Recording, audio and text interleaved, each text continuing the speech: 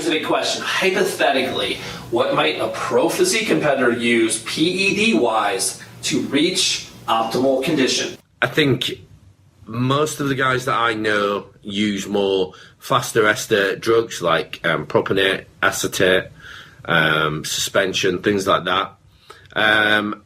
With a heavy dose of things like thyroid medication, T3, T4, even DMP is used, clenbuterol, and ephedrine.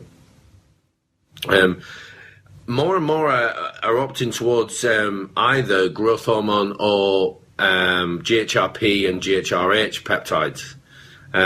Because of the way that they work, especially the GHRP and GHRH peptides, as in releasing your own growth hormone, you get obviously a fat burning effect from that, and an effect of securing muscle that you've already got. It's not a huge effect, but there is an effect, and you don't stand the potential issues of side effects that you would get from steroids, like acne, gyno, and things like that. Because on a men's physique class, both acne and gyno are definitely a no-no. I think they would use the same pharmaceuticals as a bodybuilder would, but probably comparing a Mr. Olympia bodybuilder to a Mr. Olympia physique, probably by 50%. They're probably using about 50% dose-wise, but I would think they're using pretty much all the same pharmaceuticals. I wouldn't think it would vary too much because it is what it is. You have to use what you have to use to achieve the certain results as far as like anti-estrogens, aromatase inhibitors, growth hormone. It's just much less, but still, I would still guess they're using a couple thousand milligrams a week. My guess. So I think essentially they use the same type of drugs. They just use the faster, shorter ester types, and probably men's physique use more peptides than bodybuilders. Bodybuilders tend to stick to what they know, stick to gear. You can't beat a good test and deca cycle, even running into a show, and then add stims to burn the fat. That you would think men's physique competitors, especially at the higher levels, don't use as much as bodybuilders at the higher levels. And for the most part, that's wrong.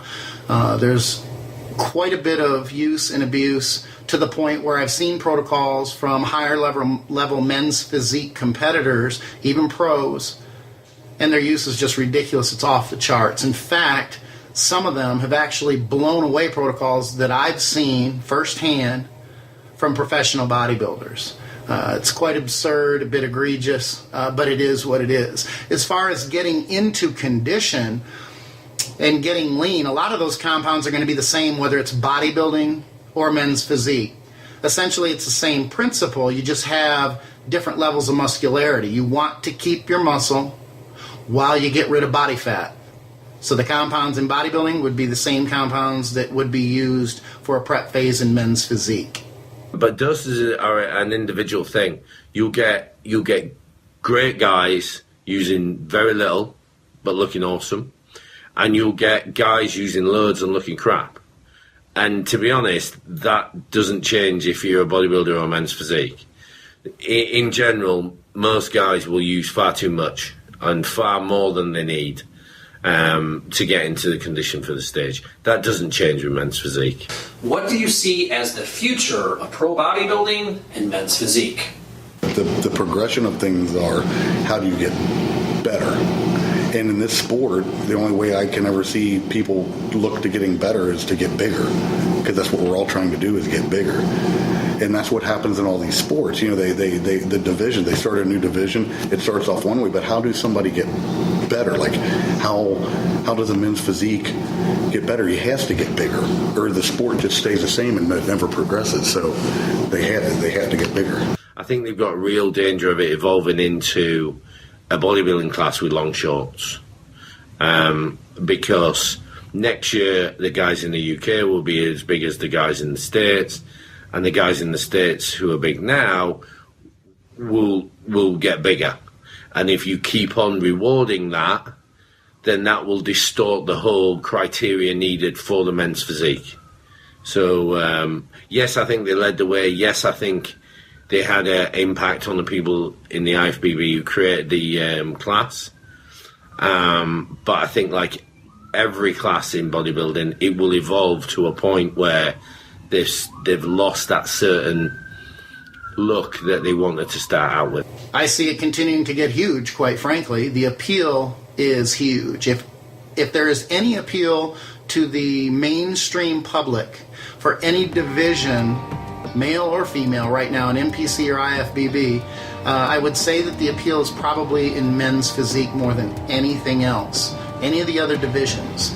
I think your average Joe who may not have picked up a weight can look at a men's physique competitor and go, damn, I would like to look like that. As opposed to bodybuilding, where there may be a lot of people that go, that's just freak, and they may assume that the steroid use and the things that it takes to get to the higher levels of professional bodybuilding will be far more than what it takes to get to the higher levels of men's physique. At the same time, most of us know that a lot of those variables are actually the same or very, very close. So I do see the sport growing in that division more than anything else. I think if I had it to do over again, I may well go into men's physique myself and try to keep a small waist, and I think that look is very appealing. What I would like to see as men's physique evolves, though, is to get rid of these board shorts. They don't cover up the legs in women's physique, so it makes no sense to cover them up in men's physique. So the evolution of the sport is going to happen. I would like to see that involve the legs. That would be full body development. You need to be judged head to toe. It would be good for the sport. If I'm being honest, I see the Mr. Olympia being about pro men's physique. I think it's going to be less and less about men's bodybuilding and more about men's physique, which is really awful to think about. It's sad. But I think that's the way it's going. I think the federations, the IFBB and NPCC and NPC and UKBFF are pushing it that way. They've got so many classes now for men's physique that and so many competitors. In the UK, you've got 20 or 30 competitors qualifier for men's physique in all the different categories: juniors, tall, short, seniors, and what have you. So unfortunately, I think the way it's going to go is it's going to take over from men's bodybuilding in the major shows like the Olympia, the Arnolds, and things like that, which is unfortunate. Okay, let's wrap it up with my opinion. The only purpose for these added categories of bodybuilding contests is to increase the number of competitors, with the real purpose being able to make more money for the promoters. That's because more categories bring more winners, and people just can't handle a third place finish. That's something that's, I think, is just a societal problem all around.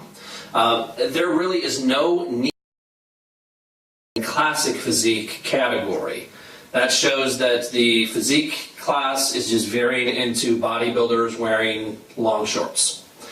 In women's competition, we saw women's bodybuilding first add fitness, then added in figure, then bikini, and then physique, with women's bodybuilding being completely forgotten. Each of these were created with the goal of making the competitors have more of a mainstream look that doesn't freak out people that aren't into lifting. But the judges allowed each category to shift over time to become more muscular and shredded. I think if you have a competition, like many of them now have close to 1,000 competitors in it, often broken up over 2 days, you cannot have the same group of judges judging all of the classes. I would split the judges up with half of them doing the more aesthetic, lean, mainstream look, and the others doing women's bodybuilding, women's physique, and men's bodybuilding, the more muscular. You can't have someone go in and think a certain way and then 2 hours later judge 40 more people under a whole different standard, because it's a long day and they can't switch their head that way. It's just not going to happen. The best way to keep physique different from men's bodybuilding would be to have every single physique contest drug tested. This is going to keep them smaller with the classic aesthetic Zane-Like look, and there's really no need for two categories. This will completely handle things. So that's my take on the topic. I want to thank Jeff Storch, Skip Hill, and Paul Scarborough for their behind-the-scenes expertise on the subject. Please subscribe to the Iron Subculture videos, and if you can get on social media and share these, that's going to help me get more of these videos out to more people. Subscribe, watch, improve. Thank you.